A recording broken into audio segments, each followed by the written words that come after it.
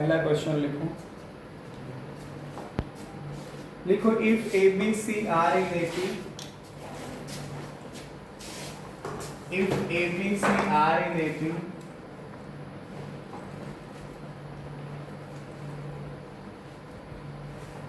If A B C are in A P,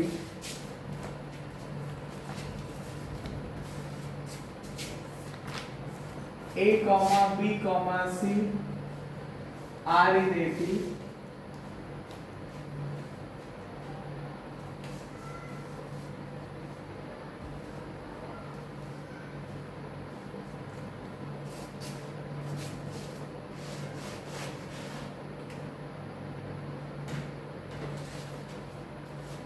लिखो if arithmetic mean of A and B is P,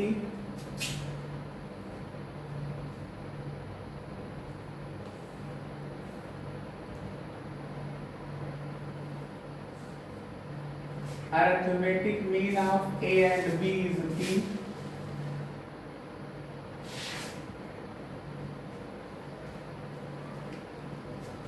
and arithmetic mean of B and C is Q.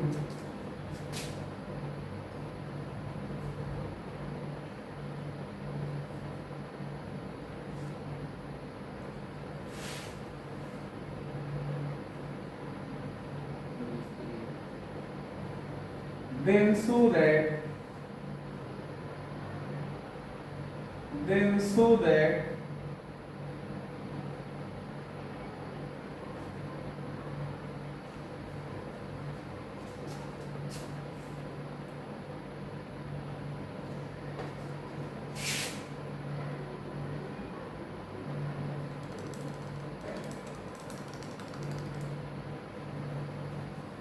so that B is the arithmetic mean of P and Q.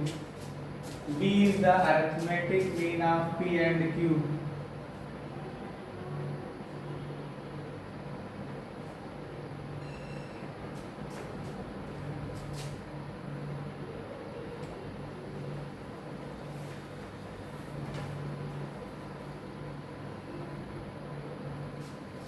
देखो question हमारे पास क्या है, आपने लिखा कि A B C are in A P, मतलब A comma B और सी समांतर श्रेणी में है।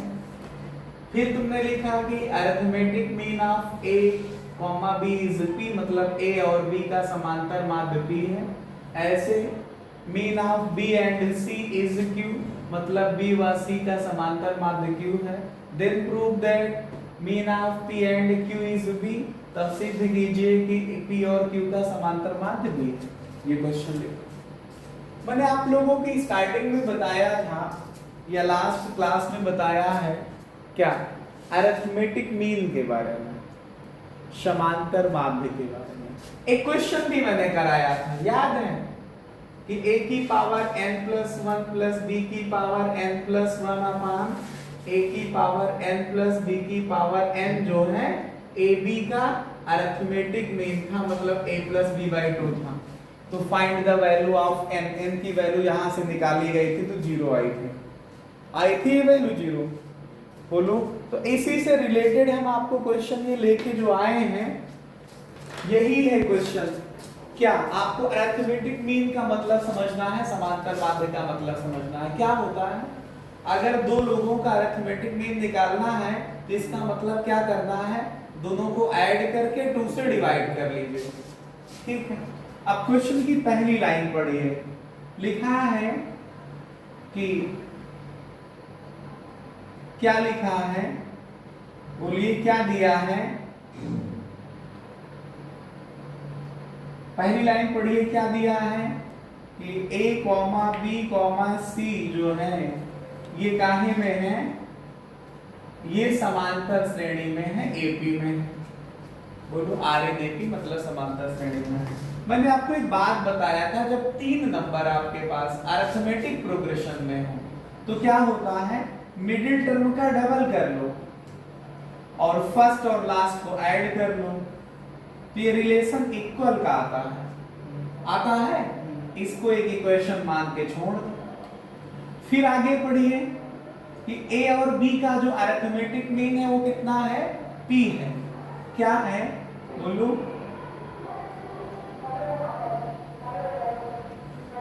P is arithmetic mean of A and B. समझ पा रहे हो? मतलब अगर आपको हिंदी में लिखना है तो लिखिए ए और बी का समांतर माध्य पी है। ठीक है, तो ए और बी का मतलब ए प्लस बी समान बाई 2 करोगे तो किसके इक्वल आएगा, अरिथमेटिक मीन समांतर माध्य मतलब पी के बराबर आएगा। तो यहां से a प्लस बी निकालोगे तो ये 2p आ जाएगा, आएगा 2p। बोलो ऐसे ही देखिए आगे पढ़ेंगे तो क्या लिखा है, Q is arithmetic mean of B and C, मतलब B और C का समांतर माध्य Q है। क्या है, Q is arithmetic mean of B and C। Hindi में लिखना तो लिखेंगे B व C का समांतर माध्य कितना है, Q है। इतना ही लिखा है। इसका मतलब क्या हुआ कि B और C का मीन निकालोगे तो B और C का मीन का मतलब B प्लस C अपॉन 2। बोलो ये किसके इक्वल है, Q के इक्वल है। B और C का मीन किसके इक्वल है, Q के इक्वल है। B और C का जो है मीन किसके इक्वल है, Q के इक्वल है। मतलब B प्लस C अपॉन 2 करोगे तो क्या आएगा, Q आ जाएगा। इसको क्रॉस मल्टीप्लाई कर लीजिए, यहाँ से B प्लस C की वैल्यू 2Q आ जाएगी। इक्वेशन थर्ड मान लीजिए। अब देखिए equation first, equation second, equation third, समीकरण 1, समीकरण 2, समीकरण 3 को आप सॉल्व करें। आप अपने टारगेट पे जाइए। आपका टारगेट क्या है कि P और Q का जब मीन निकालोगे तो B आएगा, तो P और Q को ऐड करके 2 से डिवाइड करें। बोलो P और Q का मीन निकालने का मतलब हुआ कि P को और Q को ऐड करके 2 से डिवाइड कर ले। तो इक्वेशन सेकंड और इक्वेशन थर्ड में ही तो P और Q है, तो इसका मतलब इक्वेशन सेकंड इक्वेशन थर्ड को ऐड कर लेना चाहिए। आई एम एडिंग इक्वेशन कौन सा बताओ, सेकंड एंड थर्ड। हिंदी में लिखना हो तो लिखिएगा समीकरण 2 व 3 को जोड़ने पर। तो क्या है इक्वेशन 2, 2p और इक्वेशन 3 में क्या है, 2q है। दोनों के RHS को एक साथ जोड़ दिया, राइट हैंड साइड को एक साथ जोड़ दिया, LHS को दोनों को एक साथ ऐड कर दिया, तो आया a प्लस का b और ये आया b प्लस c। ये आया 2p प्लस का 2q इज इक्वल टू, बताइए ये कितना हुआ, a प्लस c और ये कितना हुआ 2b। इक्वेशन फर्स्ट समीकरण 1 को देखो तो यहाँ पे a प्लस c की वैल्यू रखी है पहले से 2b, तो ये आया 2p प्लस 2q, ये भी आया 2b और प्लस ये भी 2b, तो आया 2p प्लस 2q, ये कितना आ जाएगा 4b आ जाएगा। पूरे को 2 से डिवाइड कर दीजिए, 2 से डिवाइड करोगे तो p आएगा, यहाँ पे q आएगा, यहाँ पे कितना आ जाएगा आपके पास 2b। तो अगर आप p प्लस q निकालो तो उसको 2 से डिवाइड करो तो b, तो p प्लस q अपॉन 2 का क्या मतलब है, p प्लस q अपॉन 2 का क्या मतलब है, ये अरिथमेटिक मीन है इसका ऑफ p एंड q किसके इक्वल है, b के इक्वल है। यही तो प्रूफ करना था। इसका मतलब समांतर माध्य जो है p व q का किसके बराबर है, b के। यही तो सिद्ध करना था, यही तो प्रूफ करना था। समझ पा रहे हो?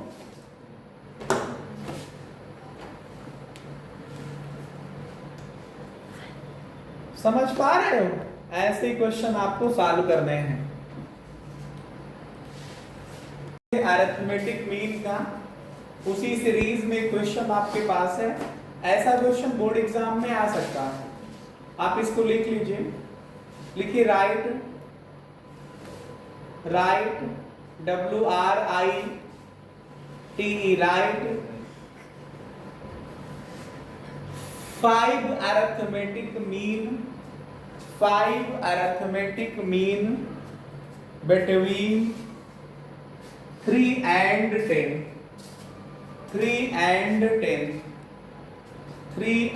10 इसका मतलब क्या हुआ?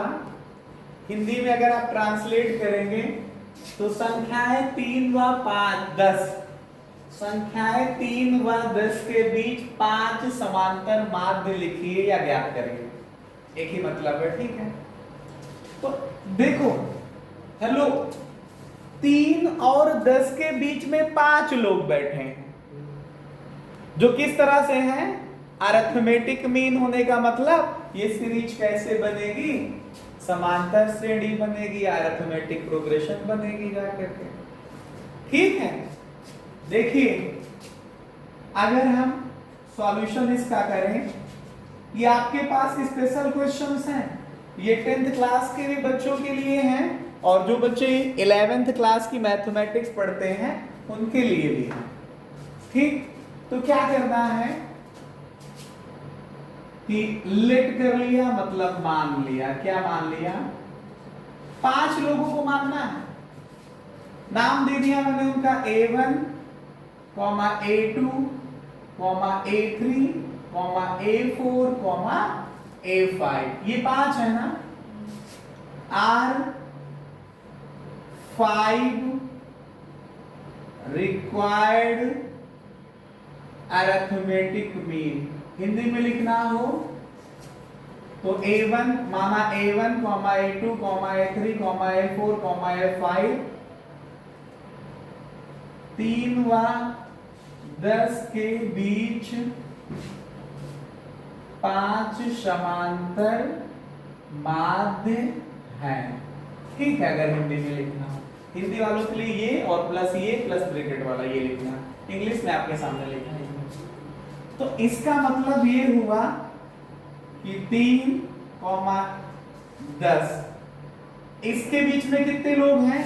5। A1, A2, A3, A4, A5।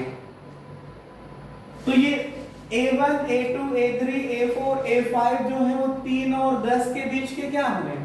Arithmetic mean हुए, समांतर माध्य हुए। तो इसका मतलब ये जो श्रेणी बनेगी ये कैसी होगी? जाकर के ये जो सीरीज तैयार होगी वो क्या होगी?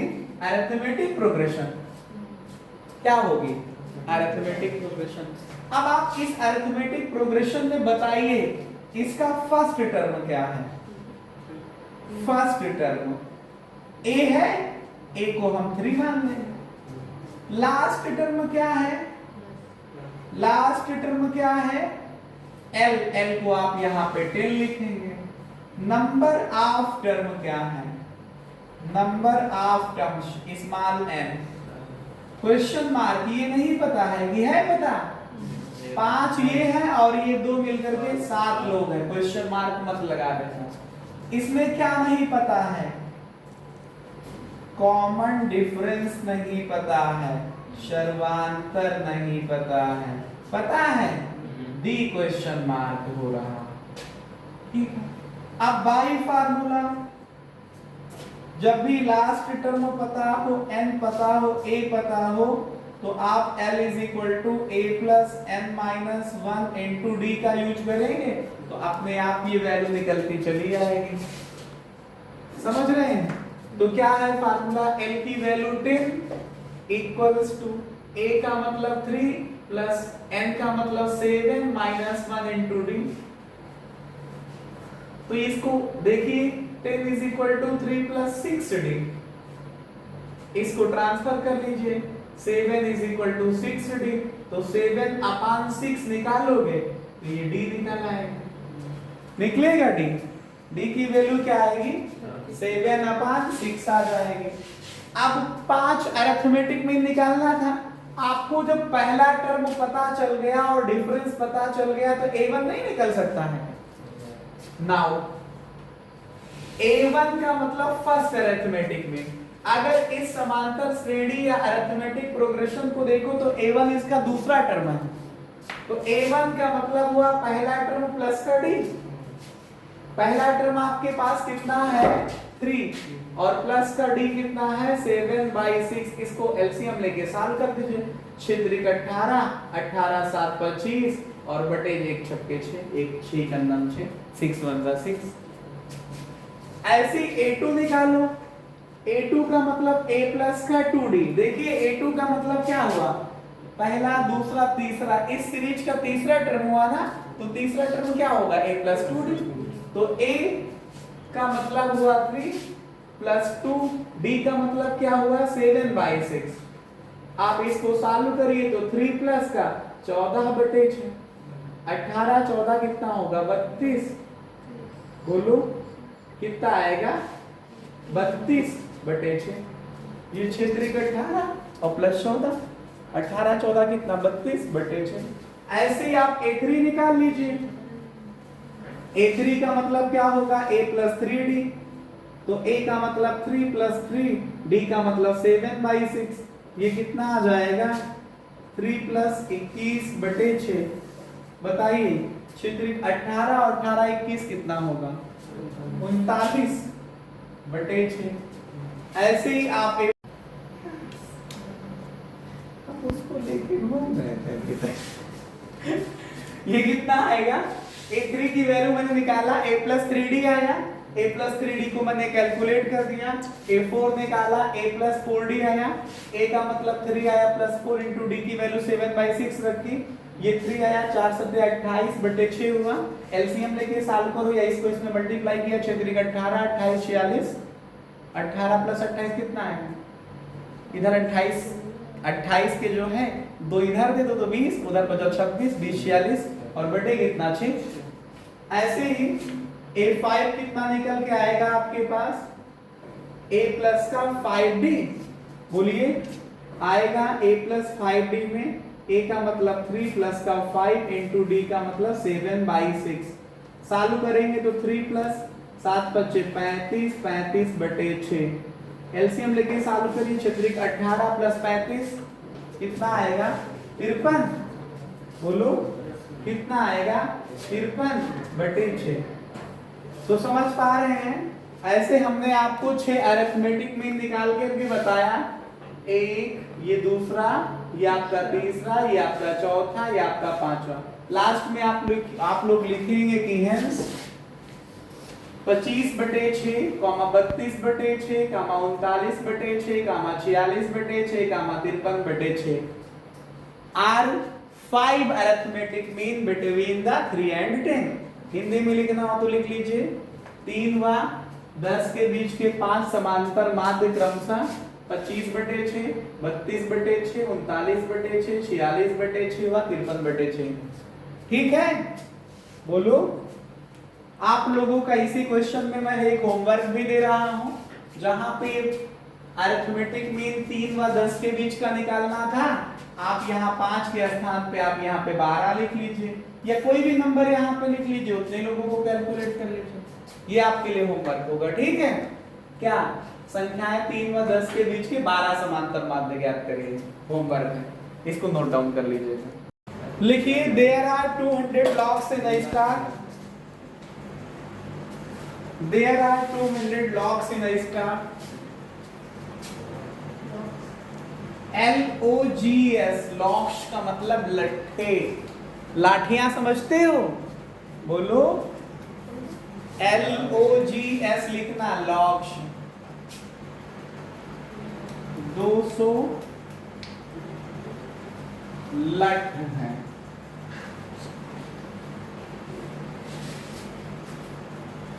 जिनको there are 200 locks in a star which are arranged in such a manner that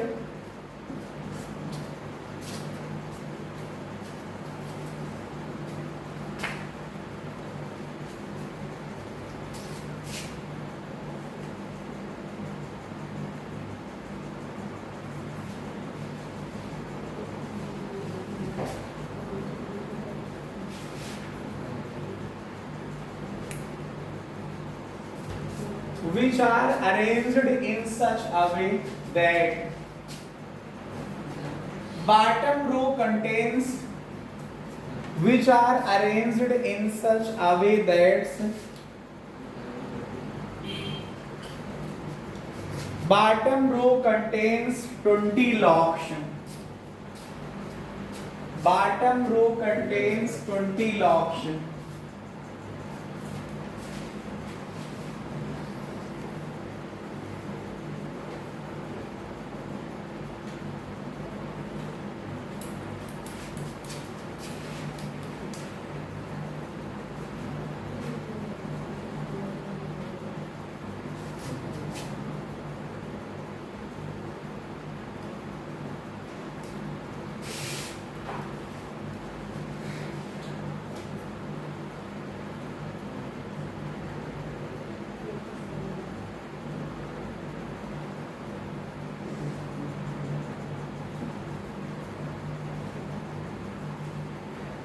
Which are contains 20 row, which are contains 20 locks in bottom row, which are contains 20 locks in bottom row, comma 19 locks in next row, comma 18 locks in next row, and so on.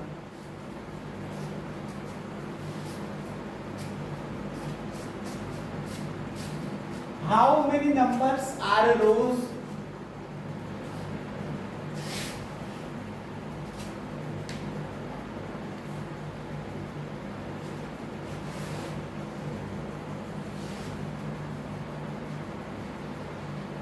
How many numbers are rows? And how many locks in last row या top row?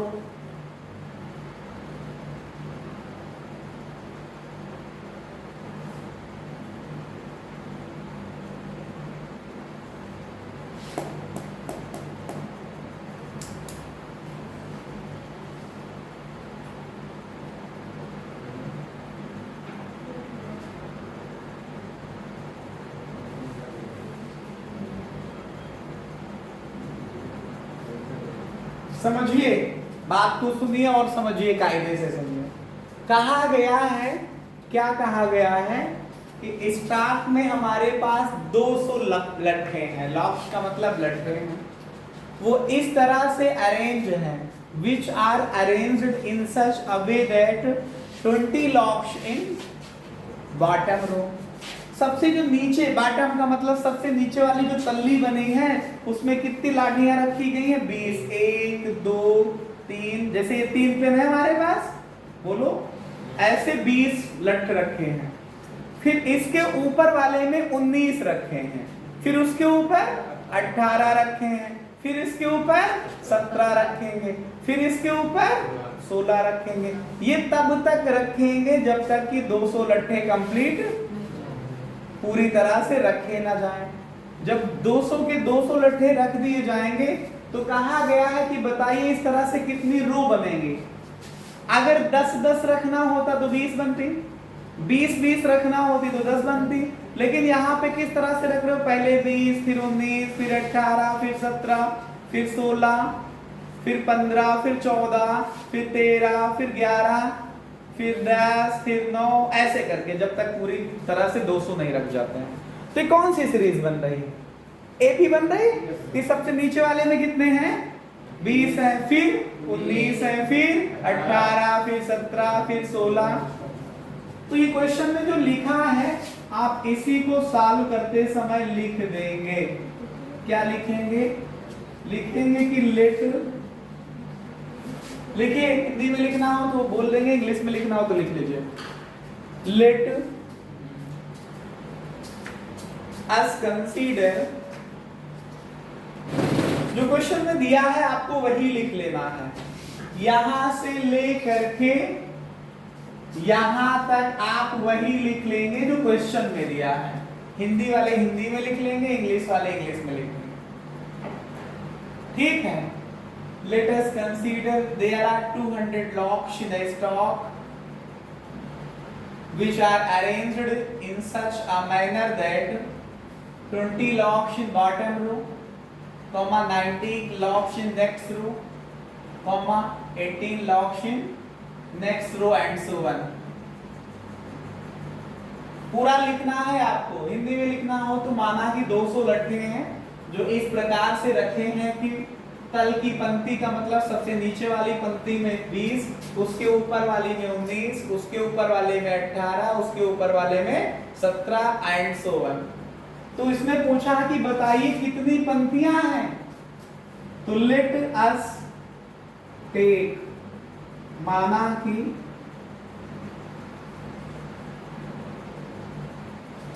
there are n rows,